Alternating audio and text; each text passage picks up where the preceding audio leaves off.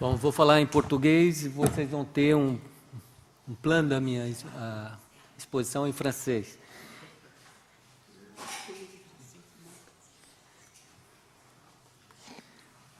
Muito bem, eu batizei essa comunicação, essa intervenção em elementos de reflexão sobre assentamentos periurbanos, não é? A reforma agrária em questão, em perspectiva. A ideia é pensar em modelos em construção impulsionados pelas forças sociais, como foi sugerido hoje pela manhã pelo Marcel Jolivet, não é?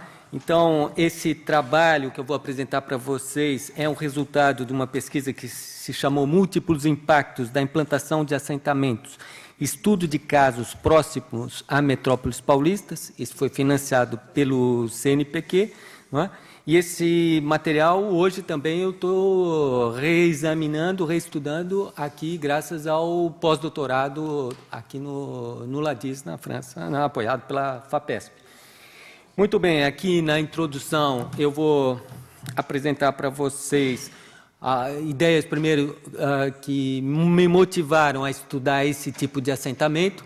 Em primeiro lugar, a constatação de que esses assentamentos são pouco conhecidos, não é? E, em segundo lugar, uma convicção de que eles podem transmitir, podem nos fornecer muitos ensinamentos, não é? Com relação a esse debate sobre a reforma agrária, não é? Então, o nosso problema inicial de pesquisa, dessa pesquisa, foi pensar nas transformações, foi discutir as transformações que estavam ocorrendo nas trajetórias de vida dessas pessoas assentadas, não é?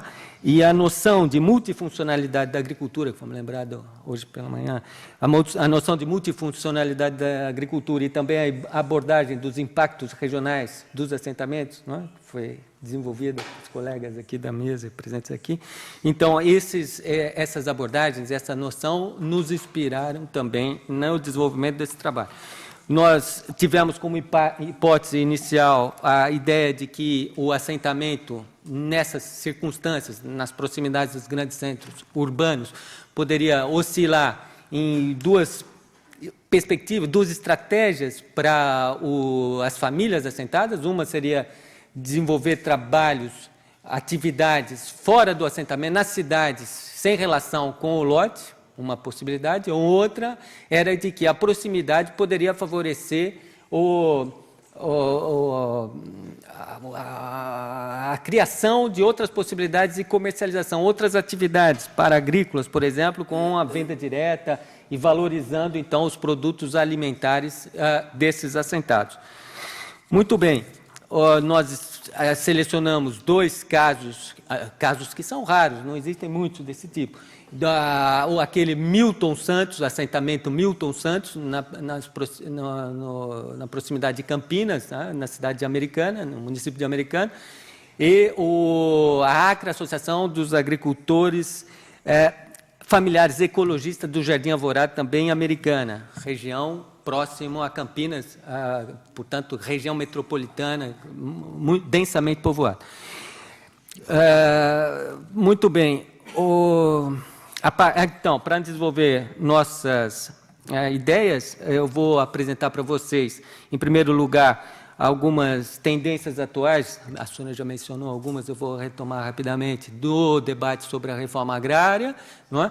Depois, eu vou apresentar algumas outras ideias sobre políticas públicas emergentes em agroalimentares, também foi lembrado alguma coisa aqui já no dia de hoje, não é? E, finalmente, vou apresentar interpretações sobre o que está se passando nos assentamentos em questão para nosso debate aqui. Vamos lá. Então, no desenvolvimento dessa nossa pesquisa, nós estudamos, então, a evolução recente do debate sobre a reforma agrária no Brasil.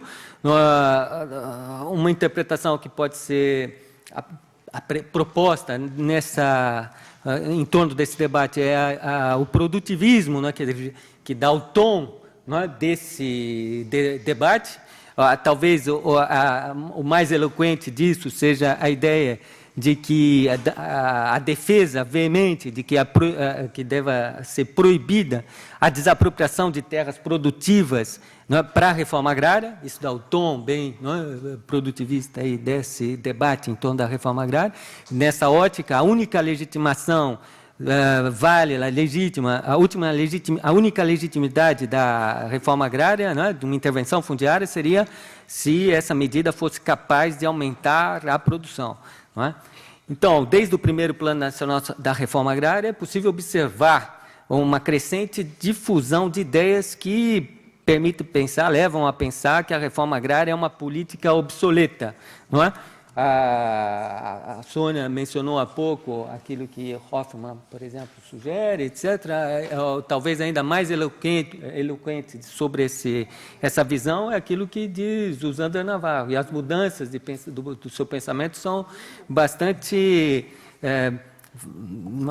fortes, né, nesse sentido, porque o que escreveu nos anos 90 é muito diferente daquilo, o que ele escreveu nos anos 90 é muito diferente daquilo que escreve atualmente, né, sobre a questão da reforma agrária.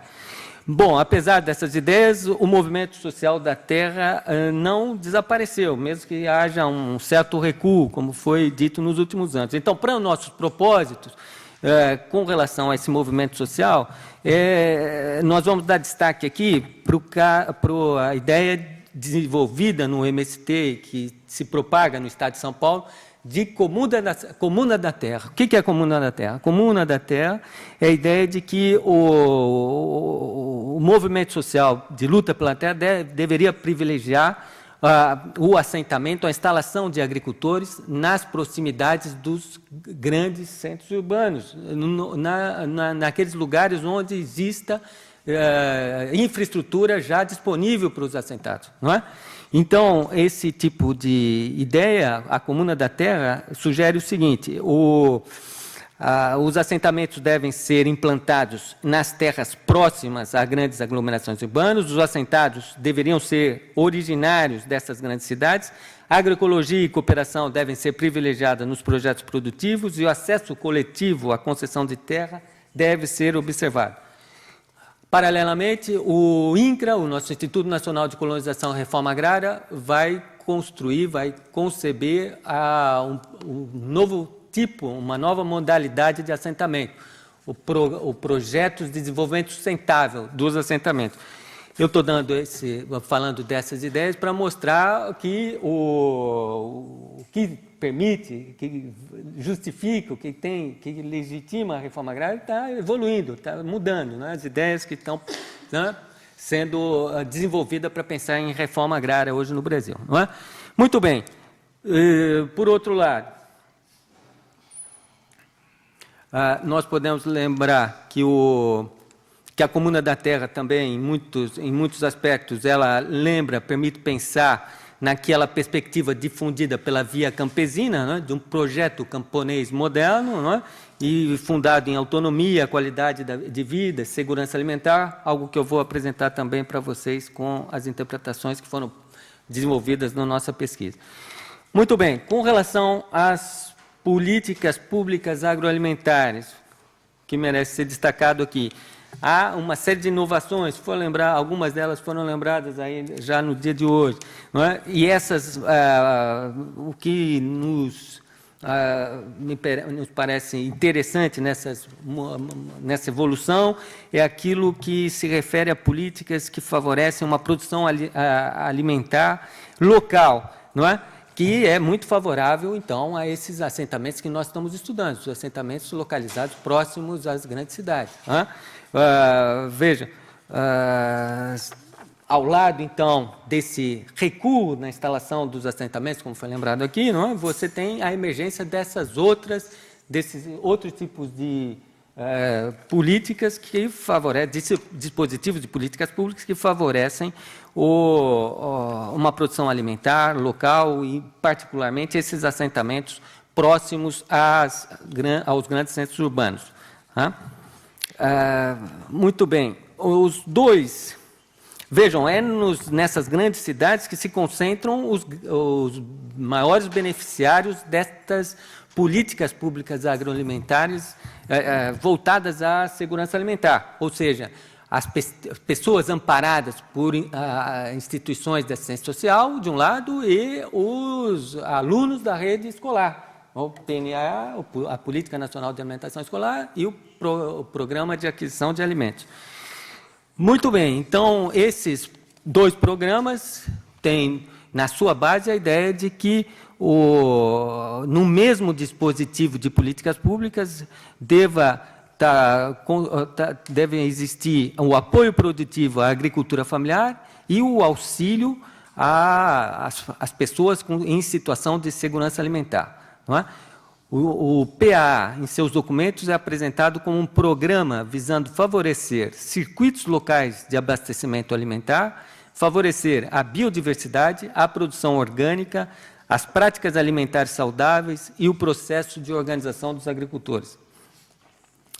Bom, é muito instigante aí para a nossa reflexão, do meu ponto de vista, que o Estado de São Paulo, não é, tem, nas famílias assentadas, não é, o grupo que apresenta ocupa um lugar muito importante nesse programa, no PA, não é? Vejam, nós estamos falando do estado mais populoso do país, 22% da população brasileira está no estado de São Paulo. Depois, uma população urbanizada, 96% de seus 41 milhões de habitantes são considerados como urbanos, não é? E suas duas principais regiões metropolitanas abrigam quase 55% dos habitantes do estado. Ora, então, se a densidade demográfica do estado é de 66%, nessas regiões metropolitanas elas chegam a 1.500 pessoas, habitantes por quilômetro quadrado. Não é? Eu vou mostrar para vocês, então, a localização dos assentamentos que nós estamos estudando em relação aos lugares mais densamente povoados do estado de São Paulo. Então, vejam, nós estamos aqui em vermelho, não é? Nas cores mais escuras, nós temos as regiões mais densamente povoadas do estado de São Paulo, e os assentamentos que nós estamos estudando estão nessas áreas, não é? Em Americana, que faz parte da região metropolitana de Campinas, uma dessas regiões aí. Muito bem. E, em seguida, eu mostro também a importância, no estado de São Paulo, para os assentamentos. Dos assentamentos, eu já tenho 5 minutos, já? Tá bom. Então, eu vou mostrar, com essa tabela, a importância, no estado de São Paulo, dos assentados em termos de fornecedores para o PAA, diferente de outros estados do país e do Brasil, do próprio Sudeste e do Brasil como um todo. O estado de São Paulo apresenta a participação dos assentados no estado de São Paulo nesse programa de aquisição de alimentos é mais importante do que outros estados, o que permite sugere uma ideia, não é, de que onde se concentra a maior parte da população brasileira e, portanto, um grande número de pessoas sujeitas a riscos alimentares e onde existem cada vez mais trabalhadores suscetíveis de se engajar em lutas por terra, é nesses lugares que as famílias assentadas desempenham um papel dos mais notáveis em programas favoráveis a circuitos curtos alimentares. Então, uma primeira conclusão provisória que eu tenho para vocês. Bom, eu vou acelerar agora a minha apresentação aqui, porque o meu tempo é pouco. Alguns elementos, então, obtidos com entrevistas junto com os agricultores. Vejam, em primeiro lugar, engajamento na luta pela terra, né? Por que esses assentados... vejam, os 5 pontos que eu vou tratar: engajamento da luta pela terra, as relações dos assentados com a população local, a visão sobre o problema alimentar, as estratégias de obtenção de renda e as principais transformações na trajetória de vida e os seus projetos para o futuro. Então, a primeira ideia que a gente pode assinalar aqui é o desejo do assentado de sair da precariedade. E aqui, o que vale a pena destacar é que essa precariedade não é propriamente uma situação de pobreza. Essa precariedade é uma situação de incerteza, de insegurança, não é? Do fato de você não saber o que é o seu futuro próximo. Não é? Então, esses agricultores que vão se tornar agricultores assentados, eles se engajam na luta da terra com a perspectiva de criar uma situação de vida mais confortável, mais segura. Não é? Essa é a ideia de precariedade que tem que ter que nós temos que ter em vista. Depois, o espírito de... essa esperança de ser... de a reconstrução de um projeto de vida fundado na agricultura está presente nesse engajamento na luta pela terra. E outra ideia é que a proximidade do local anterior de moradia é também algo que favorece esse engajamento na luta pela terra. Se o assentamento é próximo, isso motiva esse assentado a se engajar na luta pela terra. E outro fato interessante é que o fato do assentamento estar próximo ao antigo local de moradia permite que ele mantenha relações muito fortes com aquele antigo local de moradia. E muitas vezes ele recorre àquelas antigas relações para resolver problemas de saúde, problemas dos filhos, de emprego para o filho, esse tipo de coisa. Então, veja, essa proximidade é um aspecto importante. No segundo ponto, nós constatamos uma evolução das relações dos assentados com a população local. Antes, eles são vistos como badeneiros, violentos, algo assim, a visão muito negativa, esses outros estudos já mostraram isso. E, pouco a pouco, em razão da sua produção alimentar, notadamente, você tem uma mudança de visão com relação a esses assentados. Outro aspecto que nós podemos destacar para essa mudança de visão é a sensibilidade desses assentados pela questão ambiental, pelo problema em relação à questão ambiental, ligado, inclusive, por uma interação intensa com atores ligados a ONGs, ligado à universidade, ligado a sindicatos.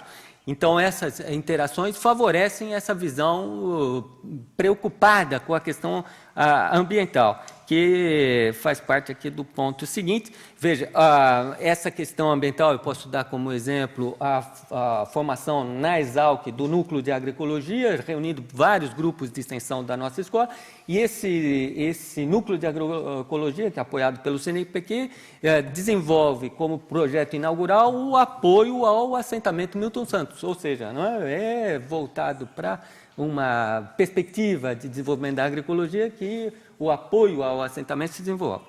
Então, isso favorece também esse reconhecimento dos agricultores, mudando a visão antes de preconceito que existia antes.